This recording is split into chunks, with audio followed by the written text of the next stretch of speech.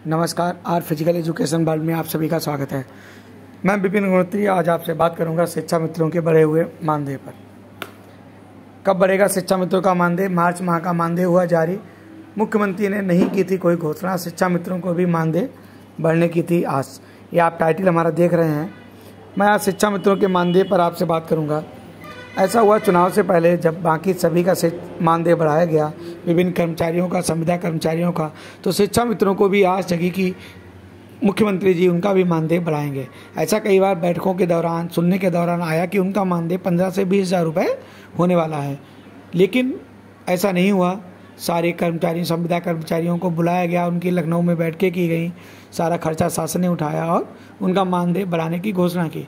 लेकिन शिक्षा मित्र बेचारे जस के तस रह गए और वो हमेशा लालायित नज़र से सरकार की तरफ देखते रहे, लेकिन उनका मानदेय नहीं बढ़ाया गया। ये देखिए, शासन ने फिर से 10 हज़ार रुपये प्रतिमाह के मानदेय के हिसाब से शिक्षा मित्रों का मानदेय जारी कर दिया। तो एक बहुत बड़ा धक्का उनको लगा है, क्योंकि वो सोच रहे थे कि हो सकता है सरकार ने घोषणा न की हो, लेकिन वो हमारा शासन देश जारी कर दे और 15 हज़ार के आसपास हमारा मानदेय कर दे।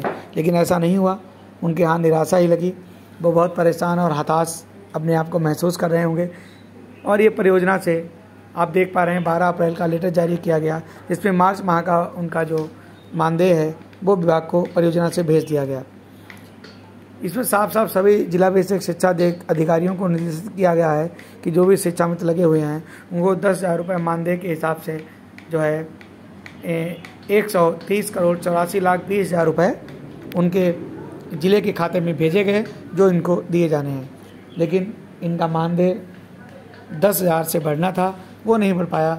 तो ये बहुत एक निराशा इनके हाथ लगी है। लेकिन फिर भी उम्मीद कर सकते हैं कि अगले 17 अप्रैल से जो मानदेय आएगा उसमें हो सकता है सरकार कुछ विचार करे। लेकिन अभी तक ऐसी कोई योजना सरकार की उसके एजेंडे में नहीं है कि वो शिक्षा मित्रों का मानदेय बढ़ाने जा रही है। सरकार शिक्षा पर तो ध्यान दे रही है, लेकिन शिक्षा व्यवस्था को संभालने वाले प्राइमरी स्कूलों के शिक्षा मित्रों पर उसका कोई ध्यान नहीं है। इस वजह से भी गुणवत्ता प्रभावित होती है, क्योंकि इतने अल्पकालीन मानदेय पर नौकरी करना मुश्किल है। कई 50-50, 100-100 किलोमीटर दूर शिक्षा मित्रों को जाना पड़ता है, तो उनका सारा पैसा पेट्रोल में ही खर्च हो जाता है। इससे उन्हें बचत कम होती है और वो जीवन यापन करने में उन्हें कठिनाई महसूस होती है। हम लोग उम्मीद कर सकते हैं कि सरकार हो सकता है कुछ अच्छा करे, लेकिन शिक्षा मित्र आज भी अपने भविष्य को लेकर अचंभित हैं, क्योंकि उनका भविष्य अब सारा कुछ सरकार पर निर्भर है। सुप्रीम कोर्ट ने उनका समावेशन रद्द कर दिया था, मना कर दिया था, और बहुत सारे शिक्षा मित्र ऐसे हैं जो CTET या टेट भी पास नहीं कर पाए, तो वो सुपर टेट के लिए भी एलिजिबल नहीं है। इसलिए सबसे बड़ी अगर मार पड़ी है तो शिक्षा मित्रों को पड़ी है। हालांकि मानदेय तो निदेशकों का भी नहीं बढ़ाया गया, लेकिन शिक्षा मित्रों का जो मानदेय कम किया गया है, मतलब नहीं बढ़ाया गया, वो बहुत एक अचंभित करने वाली खबर है।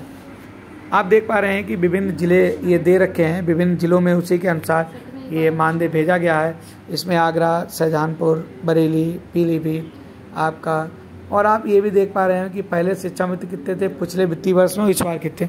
लगातार हर महीने हर साल शिक्षा मित्रों की संख्या कम होती चली जा रही है। कुछ तो चयनित होके जा रहे हैं, कुछ अवसादग्रस्त होकर अपनी ही जीवन लीला समाप्त कर रहे हैं, और कुछ नौकरी छोड़ रहे हैं, क्योंकि उन्होंने अपनी पूरी जवानी, पूरा जीवन इस शिक्षा विभाग को दे दिया, लेकिन अंततोगत्वा उन्हें कुछ भी नसीब नहीं हुआ। इसलिए शिक्षा मित्र साथियों से मेरा आग्रह है कि आप परेशान ना हों, आप पॉजिटिव ऊर्जा के साथ अपना कार्य करें और सरकार से अपनी मांग को बुलंद करते रहें। हो सकता है कि अप्रैल में जो नई सरकार अभी अपनी नीतियाँ लाएगी, अभी योजनाएँ बन रही हैं, हो सकता है कि नए सत्र में अनुदेशकों के साथ साथ शिक्षा मित्रों का भी मानदेय बढ़ाया जाए, क्योंकि दोनों वो जूनियर में हैं और ये प्राइमरी में।